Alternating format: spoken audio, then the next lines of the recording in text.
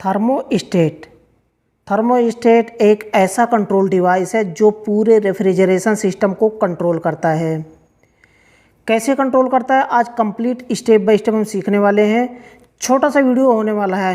पूरे refrigeration system में refrigerator, air conditioner, window air conditioner, split, inverter type, non inverter type, deep freezer, refrigerator में लगने वाले जितने पार्ट हैं एक एक करके मैं एक एक वीडियो में एक एक करके बताऊंगा।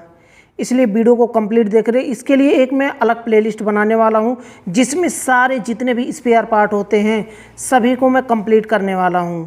इसलिए वीडियो को कंप्लीट देखिए और चैनल को सब्सक्राइब नहीं किया तो चैनल को सब्सक्राइब कर लें, क्योंकि इस प्लेलिस्ट में जितनी भी वीडियो आपको नोटिफिकेशन मिल पाए, जितनी भी वीडियो मैं बनाऊं।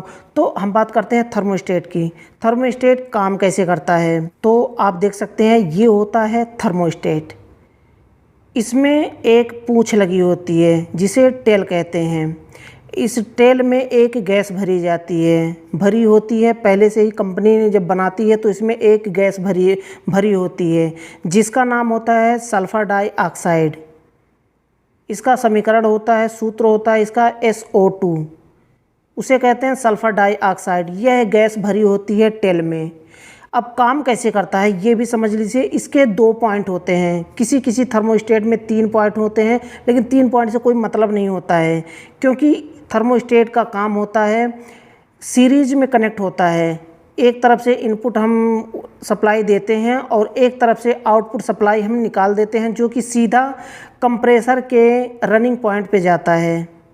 एक रनिंग पे जाता है और एक डायरेक्ट कॉमन सप्लाई पे जाता है। 2 सप्लाई हमें देना होता है सिंगल फेस कंप्रेसर को रन करवाने के लिए। तो एक सप्लाई डायरेक्ट कॉमन पे जाता है, एक सप्लाई डायरेक्ट इसके थर्मोस्टेट के थ्रू रनिंग पर जाता है, और तीसरा जो सप्लाई होता है स्टार्टिंग के लिए वो वहीं से कनेक्ट होता है रिले के माध्यम से। तो उसको हम बाद में समझेंगे। पहले हम समझ लेते हैं थर्मोस्टेट काम कैसे करता है। थर्मोस्टेट के टेल में गैस भरी होती है और थर्मोस्टेट के अंदर जो बैलोज लगा होता है और उसमें डायफ्राम लगा होता है, जो कि स्प्रिंग के जैसा उसमें होता है, डायफ्राम लगा होता है। अब एक काम कैसे करता है इसे समझ लीजिए। अब देखिए इसे चेक कैसे करना है इसको हम लास्ट में समझेंगे कि चेक कैसे करना होता है। पहले हम समझ लेते हैं कि काम कैसे करता है, तब आप समझ पाएंगे कि चेक कैसे किया जाता है। और चेक जो हम टेस्टिंग जो प्रोसेस होता है वो किस तरह से बताता है, चाहे सीरीज से चेक कर रहे हो या फिर क्लेमीटर से चेक कर रहे हो। तो काम कैसे करता है, इसमें डायफ्राम लगा होता है। अब देखिए होता है कि थर्मोस्टेट का जो टेल होता है, समय ज़्यादा नहीं लेने वाला हूँ, थर्मोस्टेट का जो टेल होता है वो हमारे कूलिंग कॉइल में अटैच होता है, चाहे रेफ्रिजरेटर हो, डिफ्रीजर हो, या फिर वाटर कूलर हो, या फिर एयर कंडीशनर हो, विंडो स्प्लिट में सेंसर टाइप होता है, इसमें थर्मोस्टेट होता है विंडो में। तो कोई भी सिस्टम हो रेफ्रिजरेशन का, कूलिंग कॉइल के साथ में अटैच होता है जो थर्मोस्टेट का टेल होता है, उसमें गैस भरी होती है। अब जब हम जिस रेंज पर हम सेट करते हैं थर्मोस्टेट की नोब को, 1 से लेकर के 8 तक उसका नंबरिंग होता है नोब का, जैसे कि आप इमेज में देख सकते हैं।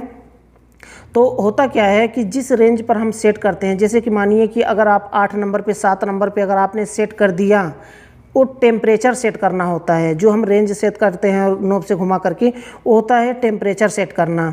तो अगर 8 पर सेट करते हैं तो होता क्या है कि बहुत टाइम ले लेता है जब तक आपके रेफ्रिजरेटर के जो कूलिंग चेंबर होता है, पूरे चेंबर में कूलिंग कॉइल के ऊपर, क्योंकि थर्मोस्टेट का टेल जो लगा है वो कूलिंग कॉइल चेंबर के ठीक नीचे लगा होता है। जब तक उस चेंबर में जब तक आपका टेम्परेचर जिस पर आप सेट किए हो उतना कूलिंग कंप्लीट नहीं हो जाता है, तब तक ये थर्मोस्टेट कट नहीं करता है, क्योंकि ये कंट्रोल डिवाइस होता है। तो कट कैसे करता है, उसमें बहुत टाइम लेता है। 7 नंबर 8 नंबर पे लगाने पर हाई टेम्परेचर पर आप सेट कर देते हैं तो उसमें टाइम लगता है। लेकिन अगर 3-4 के टेम्परेचर पर आप सेट करते हैं तो जल्दी कूलिंग मेंटेन हो जाती है, यानी कि लो टेम्परेचर आपने सेट किया हुआ है।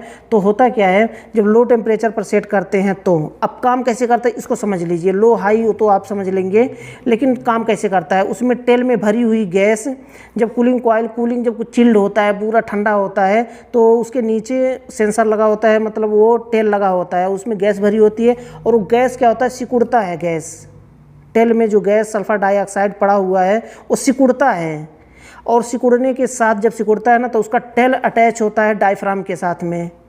उसके साथ में डायफ्राम भी सिकुड़ता है।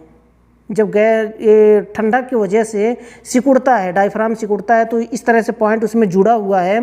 तो पॉइंट क्या करता है, जब सिकुड़ता है तो डायफ्राम छोड़ देता है, ऐसे छोड़ दिया, यानी कि कंप्रेसर बंद हो गया।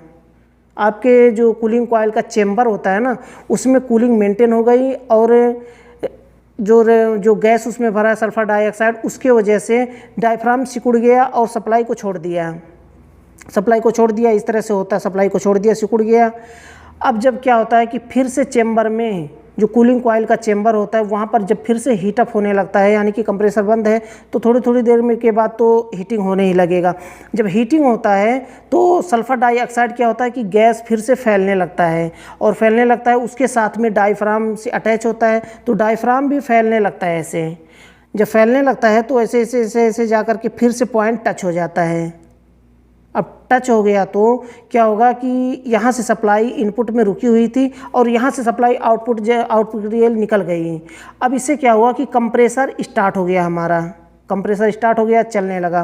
फिर से वही साइकिल, वही क्रिया होता है कि जब कूलिंग चेम्बर में कंप्लीट हो जाती है तो कंप्रेसर को बंद कर देता है थर्मोस्टेट, फिर से हीटिंग होती है, फिर से स्टार्ट कर देता है। यानी कि जो थर्मोस्टेट ऑटोमेटिक डिवाइस है, इसी तरह से काम करता है।